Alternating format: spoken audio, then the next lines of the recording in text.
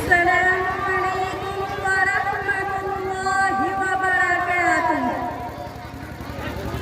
الحمد لله والصلاة والسلام على رسول الله وعلى آله وصحبه ومن والاه وبعد. قال الله تعالى: فلولا نفر من كل فرقة منهم طائفة ليتفقهوا في الدين ولينذروا قومهم إذا رجعوا إليهم لعلهم يحذرون. جناب صدر، حکم صاحبان، سامعین کرام اور حاضرین و حاضرات مجلس، آج کی اس نشست میں مجھے جس موضوع پر تقریر کرنی ہے اس کا عنوان ہے موجودہ دور میں مدارس کی اہمیت و افادیت. یہ آپ حضرات کی کرم فرمائی اور ہمت افزائی ہی ہے کہ مجھ جیسے معمولی طالبہ کو یہ ضروری موقع عنایت فرمایا تاکہ میں اپنی دلی جذبات اور قلبی احساسات آپ کے سامنے پیش کر سکوں، ورنہ کہاں میں اور کہاں یہ نکہتے گل. محترم سامعین و سامعات، یہ مدارس جو اس وقت آپ کو جھوپڑیوں، چھپروں اور بہترین و شاندار عمارتوں کی شکل میں نظر آ رہے ہیں، دراصل یہ سب اسلام کے مستحکم قلعے ہیں، دین کے آخری حساب اور تحفظ اسلام کی مضبوط وسیلے ہیں، جہاں ہر دھڑکتے ہوئے دل اور پھڑکتے ہوئے ذہن و دماغ تیار کیے جاتے ہیں اور عقل و فکر مذہب کے سانچے میں ڈھالے جاتے ہیں. یہ مدارس وہ پاور ہاؤس ہے جہاں سے امت اسلامیہ کے ہر شعبے، ہر طبقے اور ہر خاندان میں بجلی سپلائی کی جاتی ہے. یہ وہ آبی رواں اور شفاف سرچشمے ہیں جہاں سے تشنگان علوم نبوت سیرابی حاصل کرتے ہیں. اسلامی کلچر و ثقافت سے آشنا اور اخلاق و ایمان نیز اخلاص و روحانیت سے بہرہ ہوتے ہیں. بلکہ سچ پوچھئے تو یہاں مردہ دلوں کو زندگی، ذہن کو تازگی اور روح کو بالیدگی ملتی ہے. طالبان علوم نبوت کے قلب و جگر میں اخوت و ہمدردی، مساوات و رواداری کی تخم ریزی کی جاتی ہے. اور سب سے بڑی بات تو یہ ہے کہ یہی ان کے افکار و عقائد صحیح ہوتے ہیں،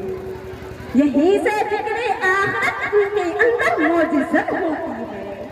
اور آنے والی زندگی کے لیے عزم و حوصلہ سایہ گزر ہوتا ہے. میرے اسلامی بھائیوں اور بہنوں، آج کا یورپ جو اپنی تہذیب و تمدن اور علم و ہنر میں اوج کمال کو پہنچ گیا ہے، جس نے آسمانوں پر کمندیں ڈال دی ہیں اور سمندروں پر قبضہ جما لیا ہے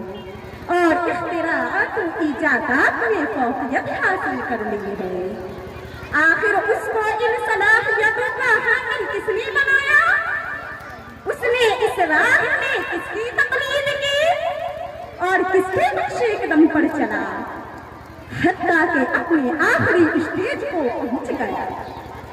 اگر تاریخ کی اوراق گردانی کی جائے اور ان کا گہرائی سے مطالعہ کیا جائے تو معلوم ہوگا یہ سب مذہب اسلام کی دین و بخشش ہے. انہی بوریا نشین علماء اور فرقہ پیش صوفیاء و اولیاء کی برکت ہے. نہ پوچھ کن فرقہ پوشوں کی ارادت ہو تو دیکھن کو، نہ پوچھ کن فرقہ پوشوں کی ارادت ہو تو دیکھن کو، ید بیضا لیے بیٹھی ہی اپنی آستینوں میں اور کسی نے کمال عقیدت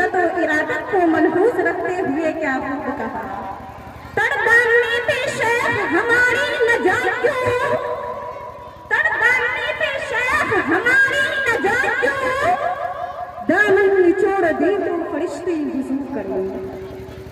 عزیز حاضرین و حاضرات،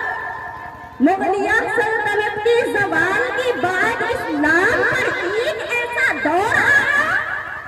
اور امت مسلمہ ایسے نازک مرحلوں سے گزری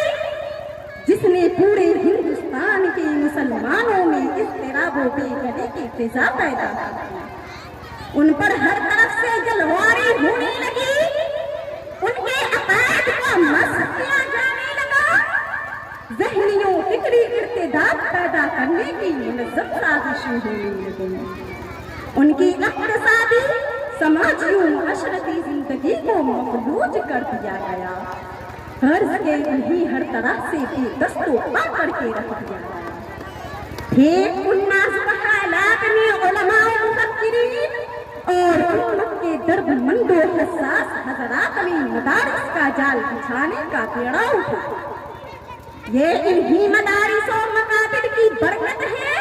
کہ امت مسلمہ میں آج بھی اسلام کی نمک کسی نہ کسی حد تک باقی ہے، ورنہ حالات تو اس کی غمازی کر رہے تھے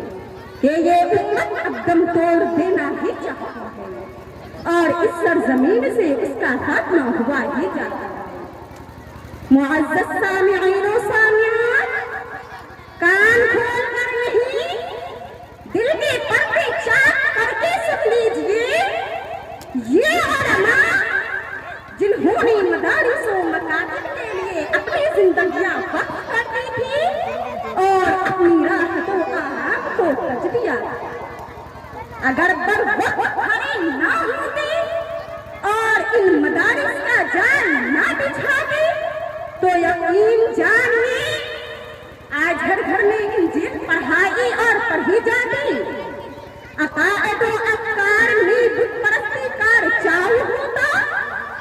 الہاد و لا دینیت کا ہر گھر مرکز ہوتا اور قرآن و افکار اسلامی سے لوگ کوسوں دور ہوتے۔ مدارس کو اہمیت نہ دینا، علماء کو حقارت کی نگاہ سے دیکھنا، مدارس اور خانقاہوں کو لغو تصور کرنا، وہاں تعلیم و تعلم اور تزکیہ و احسان کی مصروف حضرات کو خاطر میں نہ لانا اور انہیں کوئی حیثیت نہ دینا سراسر حماقت، نادانی، جہالت اور کوتاہ عقلی و کم فہمی کی بات ہے۔